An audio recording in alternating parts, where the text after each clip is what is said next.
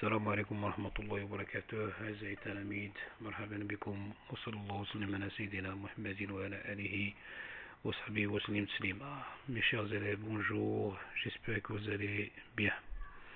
Alors, dans cette vidéo, ça c'est la dernière partie de la collection de la série d'exercices numéro 2 en mécanique, la partie 4.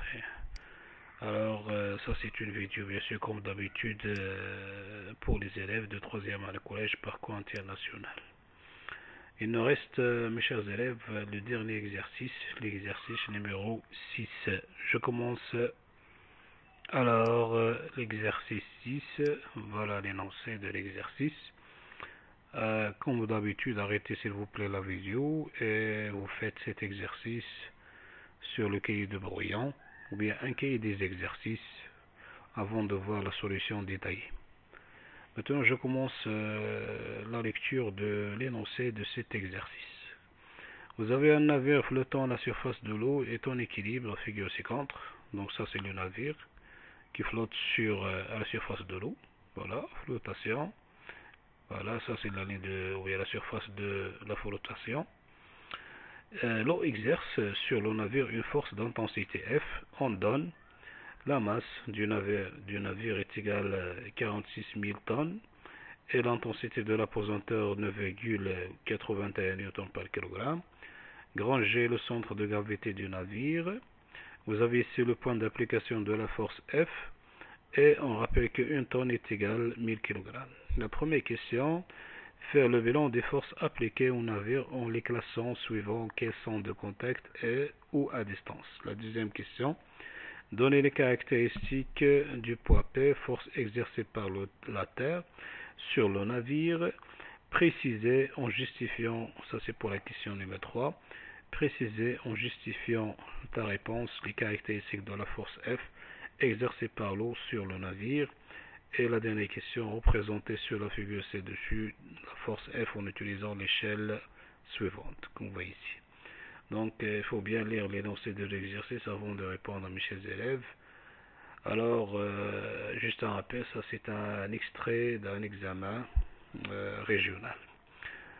Alors, maintenant on commence la collection de cet exercice, mes chers élèves. La première question, bilan des forces appliquées au navire. Vous avez ici le système étudié, le navire. Tout d'abord, on commence par le système étudié. Deuxième étape, il faut chercher les forces de contact. Vous avez ici une seule force de contact, c'est la force exercée par l'eau sur le navire, ce qu'on appelle la force d'Archimède ou la poussée d'Archimède. Vous avez une seule force à distance répartie. Donc c'est P, le poids du navire ou la force exercée par la Terre sur le navire. Question numéro 2. Les caractéristiques du poids P. Point d'application, c'est le point G, le centre de gravité du navire. Droite d'action, c'est la droite verticale GC passant par le point G. Sens de G vers le bas. Alors l'intensité, on écrit la relation P est égal à 1 fois G.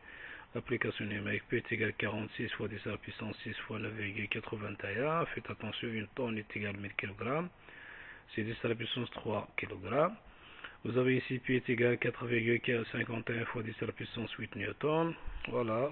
Et vous pouvez faire la conversion en méganewton avec, et notez bien que 1 méganewton c'est 10 à la puissance 6 Newton, méganewton, c'est-à-dire le multiple de Newton.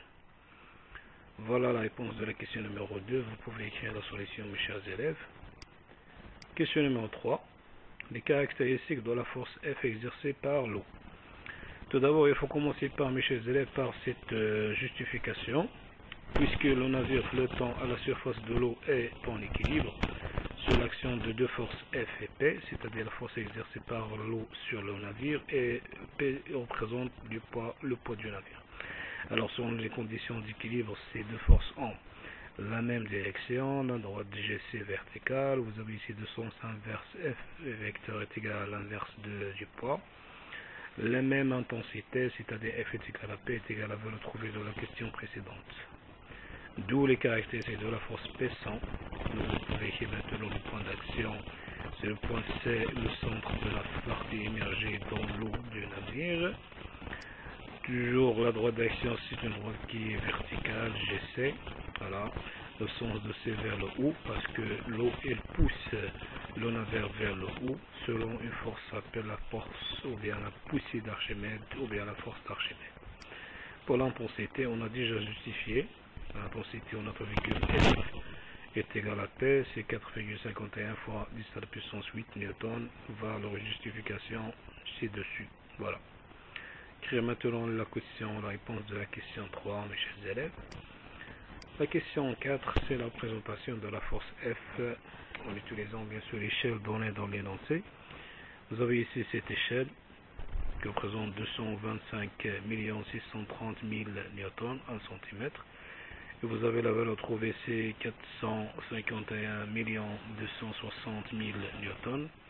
Et en utilisant la règle de 3, on trouve que la force F représentée par un vecteur de longueur 2 cm.